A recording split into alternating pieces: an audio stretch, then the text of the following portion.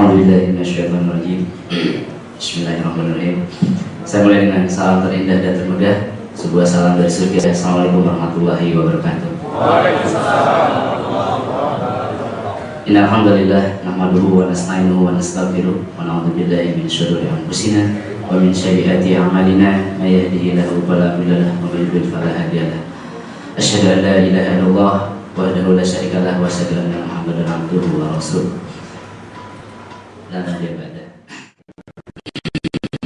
senantiasa menjadikan kehendak Allah Subhanahu wa taala yang mana berkat cinta dan rahmatnya pagi ini kita bisa duduk di sini. Berkat kesempatannya pagi ini kita bisa bersama-sama dalam majelis ini dalam rangka memperbaiki diri, dalam rangka mencari bekal untuk mati, dalam rangka mempersiapkan jiwa raga kita untuk kehidupan yang lebih panjang, kehidupan yang lebih kekal. Jangan sampai kita gunakan hari-hari yang pendek ini untuk bermaksiat kepada Allah Azza wa Jalla. Salawat dan salam mudah-mudahan selalu Allah limpahkan kepada junjungan kita Nabi besar Muhammad Sallallahu Alaihi Wasallam, kepada keluarga, kepada sahabat, kepada tabi'in, tabi'atnya, juga kepada generasi as-salafus saleh dan penerusnya, juga kepada kita sebagai umatnya. Mudah-mudahan niat baik kita datang ke tempat ini ya dicatatkan oleh Allah Subhanahu wa taala sebagai niat dalam rangka jihad fisabilillah, dalam rangka mencari ilmu, dalam rangka menghidupkan sunnah, dalam rangka menghidupkan kembali kalbu kita setelah mati, dalam rangka menyembuhkan kalbu kita dari sakitnya, dan Allah mencatatnya sebagai perjalanan menujunya, perjalanan jihad yang nantinya akan mendapatkan surga yang paling tertinggi. Amin ya Allah ya Rabbal Alamin. Bapak Ibu semuanya, kalimat pertama yang ingin saya sampaikan pagi ini bahwasanya Al-Quran ini adalah obat. Al-Quran Al-Karim yang ada di tangan saya dan juga ada di rumah Bapak Ibu semuanya, dan sebagian dari kita ada yang menghafalnya, sebagian ayat sudah kita hafal, sebagian surah sudah kita hafal, adalah obat, obat terbaik, bahkan obat istimewa. Ini adalah obat terbaik, tapi ya, ada tapinya, bagi jiwa yang baik dan kolbu yang hidup. Jadi Al-Quran ini akan menjadi obat. Al-Quran ini akan menjadi obat yang baik bagi jiwa yang baik dan bagi kolbu yang hidup. Orang-orang yang tidak yakin kepada Al-Quran, orang-orang yang tidak yakin kepada Allah, orang-orang yang tidak cinta kepada sunnah, kepada apa-apa yang dilakukan, yang dibawa dan yang disetujui oleh Rasulullah SAW, jangan berharap akan mendapatkan rahmat Allah Azza wa Jalla. Jangan berharap akan mendapatkan manfaat daripada Al-Quran ini ya. Seperti firman-Nya dalam Al-Quran, Allah Azza wa Jalla ya, wa nunazzilu minal Qur'ani ma huwa shifa wa rahmatul lil mu'minin, ya, bahwasanya telah kuturunkan Al-Quran ini sebagai sifat wa rahmat, sebagai obat dan rahmat bagi orang-orang yang beriman, bagi orang-orang yang meyakini. Dilanjutnya, wala yazidu dhalimina illa khasara. Dan bagi orang-orang yang zalim, dia tidak akan mendapat manfaat apapun, ya begitu ya. Jadi Bapak Ibu, mari kita luruskan niat lagi bahwasanya Bapak Ibu datang ke sini adalah bukan untuk diruqyah, bukan untuk diobati, tapi untuk mencari ilmu pengobatan yang syar'i ya. Tidak adil sekali rasanya Bapak Ibu yang lebih dituakan atau yang lebih berpengalaman, lebih berilmu datang ke sini, duduk di sini hanya untuk mengemis diobati oleh saya. Nauzubillah min dzalik. Jangan sampai demikian. Mari kita luruskan ya bahwasanya Bapak Ibu datang ke sini itu adalah tujuannya untuk mengetahui bagaimana mekanisme pengobatan yang syar'i. Ya. Yang kedua yang ingin saya luruskan, ya Rasulullah SAW pernah bersabda, ya, antara rafiq wallahu tabib. Sesungguhnya kamu itu teman dan Allah lah tabib. Di sini Rasulullah mengkritisi atau mengomentari sesungguhnya yang menjadi dokter atau yang menjadi penyembuh itu adalah Allah. Ya. Ada juga dalam doa-doa beliau, ya, yang sangat terkenal sekali, ya. Kita semua hafal, ya, Allahumma jibil ba'sa rabbana isbiwan tasabila sifaan ila sifaan la ibudu sakum. Wahai Allah yang menguasai manusia, sembuhkanlah, angkatlah penderitaan ini, sesungguhnya tidak ada kesembuhan melainkan kesembuhan darimu. Jadi Rasulullah sendiri yang mencontohkan ruqyah itu tidak mengatakan dirinya sebagai pengobat atau sebagai tabib atau sebagai dokter atau yang terkenal saat ini sebagai peruqyah, tapi dia mengatakan antara rafiq wallahu tabib. Kamu itu teman dan Allah adalah tabib. Rafiq sama Raki itu beda. Gitu ya. Jadi di sini Bapak Ibu semuanya, saya ingin memperkenalkan diri saya sebagai sebagai teman pengobatan, rafiq at-tib, atau sebagai teman pengobatan, teman Bapak Ibu semuanya dalam rangka mencari kesembuhan yang diridhoi oleh Allah Subhanahu wa Ta'ala. Itu dia. Jadi jangan sampai nanti ketika pulang dari sini kemudian tidak sembuh, Bapak kecewa. Ini adalah beban saya, tugas saya untuk meluruskan itu. Jangan sampai nanti saya disebut sebagai ustadz jadi-jadian yang sedang ramai di TV, ya. Sampai MUI ribut akan memanggil ustadz yang jadi-jadian. Bapak Ibu, saya ini bukan ustadz. Saya ini adalah saudara Bapak Ibu semua yang datang dari jauh, yang ingin berbagi, yang ingin mengisi satu sisi yang kosong, satu sisi yang kosong di benak kita semua atau dalam pengetahuan kita semua tentang pengobatan Al-Quran atau Quranic healing. Quranic healing itu dalam versi bahasa Inggris, ya. Healing itu adalah pengobatan, Quranic itu secara Quranic. Dan saya di sini membawa branding rehab hati Quranic healing. Jadi lebih kepada rehabnya, lebih kepada rekonstruksi hatinya, yang kemudian di akhir nanti ada satu session khusus berupa ruqyah massal atau pengobatan ruqyah atau terapi ruqyah secara bersama-sama. Itu akan dilakukan setelah Bapak Ibu semuanya yakin terhadap Al-Quran sebagai apa? Sebagai obat, ya. Sebagai obat, dan Bapak Ibu mengerti, paham, kemudian yakin dan melakukannya. Jadi nanti sebelum sesi ruqyah massal, Bapak Ibu akan dipersilakan untuk saling meruqyah temannya, ya, dengan temannya kiri kanan. Siap ya, insya Allah, ya. Sudah kenal sama teman di sampingnya? Coba dilihat wajah saudaranya, wajah saudarinya. Barangkali belum kenal, ya, meskipun sama-sama di Jakarta. Barangkali ada saudara kita yang jauh datang dari luar kota. Saya kasih waktu 1 menit untuk menanyakan nama dan penyakitnya. Iya. Kalau Bapak datang ke sini nggak sakit, buat apa Bapak datang ke sini? Kan ada tujuan, ya. Atau barangkali nggak sakit, anaknya yang sakit, keluarga yang sakit. 1 menit, ya, tinggal 40 detik lagi. Ini saya tes. Kenalan dulu silakan untuk mempererat silaturahim. Ya. Sebelahnya saja, cukup kiri kanan, ya. Nanti saya tanya siapa nama Bapak, jawab yang sampingnya. Baik, alhamdulillah Bapak sudah dapat saudara baru, ya, yang senasib, ya. Enggak, atau yang saudara baru yang satu visi, ya, satu visi, ya. Baik. Sekarang supaya lebih erat lagi, tangannya di atas, Pak.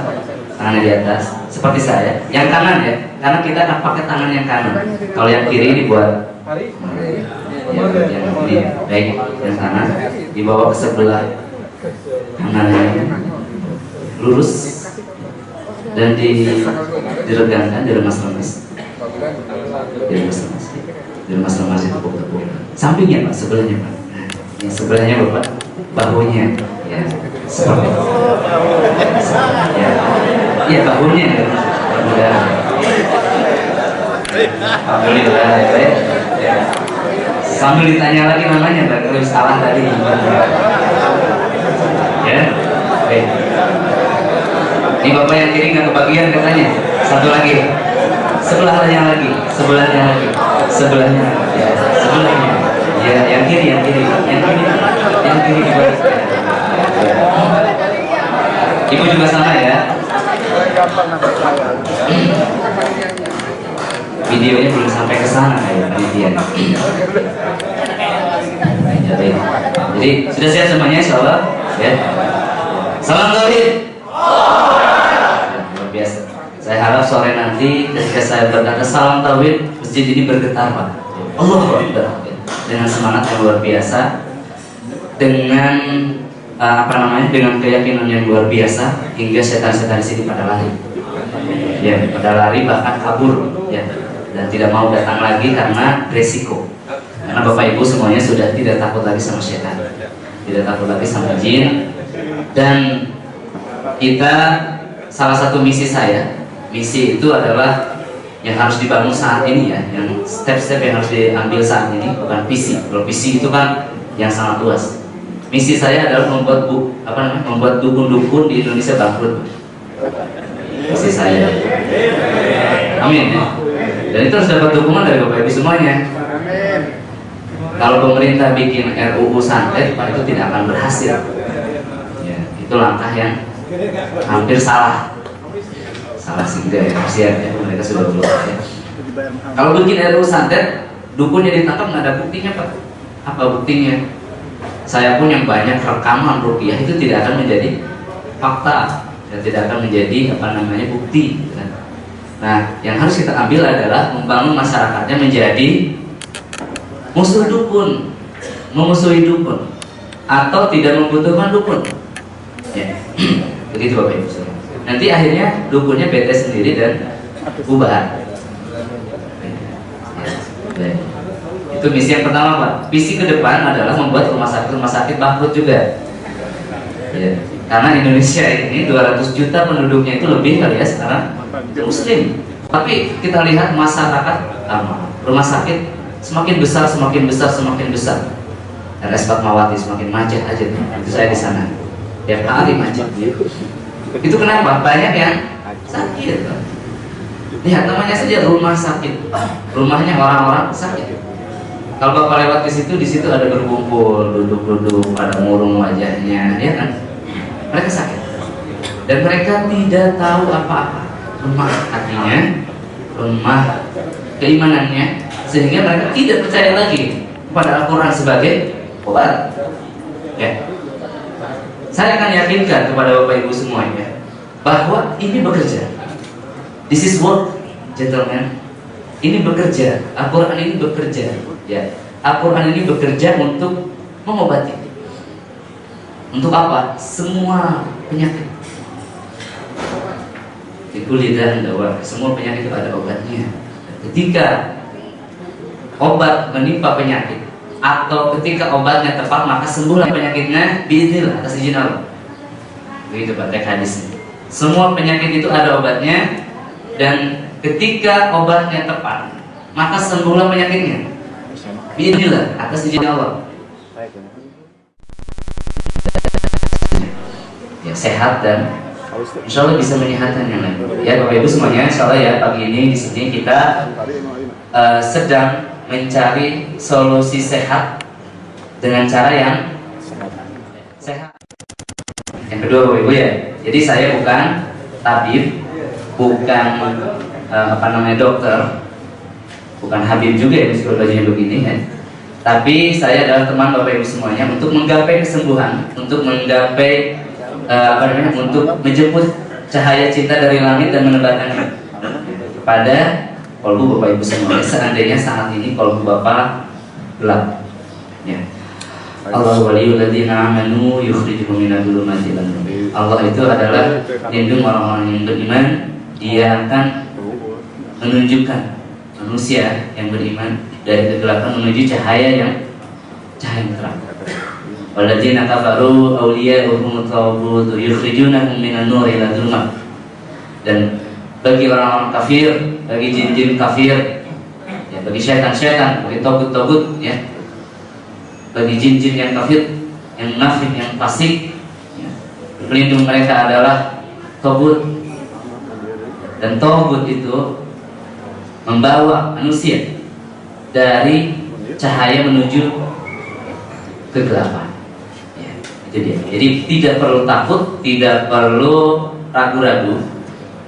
Jin itu segede apapun dia nggak ada pelindungnya, nggak ada pelindungnya.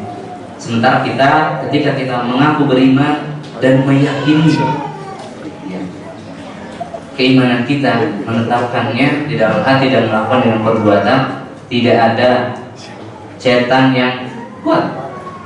Yang ada itu kita yang jauh dari Allah yang maha kuat. Hanya kita menjadi lemah dan setannya menguat. Bapak Ibu, saat ini Bapak Ibu ada dalam kondisi yang prima. Betul nggak? Merasakan nggak Pak? Atau belum? Bapak Ibu saat ini ada dalam kondisi yang prima, insya Allah, dalam kondisi keimanan yang sedang naik. Jadi saya harap Bapak Ibu semuanya siap untuk mengikuti apa yang akan disampaikan. Jangan nunggu ruqyahnya, ya. Jangan nunggu ruqyahnya, tapi tunggu saatnya Bapak Ibu yakin bahwa saya pun bisa meruqyah ternyata. Saya bisa meruqyah dan saya akan mampu meruqyah diri saya sendiri. Ya, di dalam diktat ini ada 50 tutorial sudah saya buat. 50 tutorial, 50 cara bagaimana bisa menyembuhkan diri sendiri. Bagaimana bisa melakukan ruqyah mandiri di rumah. Bagaimana bisa melakukan ruqyah tanpa keluar rumah. Dan Bapak Ibu saat ini akan insya Allah akan mengikuti sebuah pelatihan yang akan membuka pikiran, insya Allah, ya, mata hati Bapak Ibu semuanya bahwa saya ruqyah itu mudah. Yang pertama, lecture. Kalau saya di depan menyampaikan seperti ini, ya, belum ada apa, menyampaikan saja, tausiah, tabligh akbar, ya. Atau ketika seorang guru menulis di depan dan anaknya menyimak, itu yang Bapak dapat kurang dari 10%, Pak. Kurang dari 10%. Kemudian yang kedua, reading. Ketika Bapak membaca sebuah kitab, sebuah buku, ya, itu yang Bapak dapat itu hanya 10% saja ilmunya, ya. Ketika Bapak menyaksikan dengan audio visual, ada audio, ada televisi, ya, ada audio visual seperti ini, audio visual, itu hanya akan dapat 20% ilmu yang disampaikan. 80%-nya lupa, sampai rumah lupa. Kemudian ketika didemonstrasikan ilmu tersebut, nanti ada demonstrasi ruqyah, Bapak akan mendapatkan 30% ilmu. Kemudian ketika Bapak melakukan diskusi, ya, membahas sebuah topik, menyelesaikan sebuah permasalahan, ya, itu akan dapat 50%. Dan lihat 75%-nya adalah practice doing, dalam artian Bapak melakukannya. Itu akan dapat ilmu berapa? 75%. Dan yang mencenangkan adalah teach other. Ketika Bapak Ibu semuanya melatih ilmu yang disampaikan tadi kepada yang lain, itu akan dapat 90%.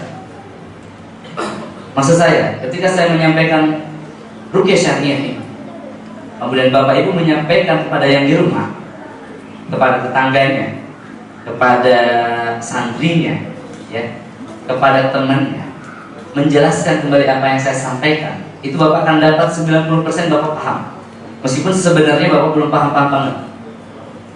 Kenapa? Di sana Bapak akan dapat masalah, ya, dapat masalah, dan Bapak akan mencari lagi jawabannya. Baik bertanya kepada tutornya, ataupun bertanya kepada tutor lain, ataupun mencari referensi. A'udzubillahi minasyaitonirrajim. Bismillahirrahmanirrahim.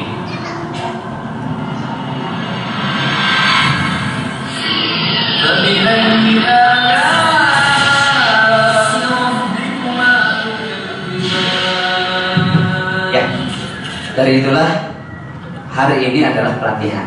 Ya, gitu ya. Dari itu hari ini adalah pelatihan untuk melatih Bapak agar Bapak bisa melatih yang lainnya, insya Allah. Ya. Meskipun kemampuan kita berbeda-beda, usia kita berbeda-beda, cara penangkapan kita berbeda-beda, tapi mudah-mudahan insya Allah hari ini akan lahir beberapa orang praktisi ruqyah yang akan mendakwahkan ruqyah syariah kepada temannya, baik di kantor, di sekolah, kampus, ataupun masyarakat umum ya. Karena saya sangat yakin sekali Pak, kalau ruqyah ini masuk dunia pendidikan saja, Indonesia bisa sehat Pak dalam beberapa tahun.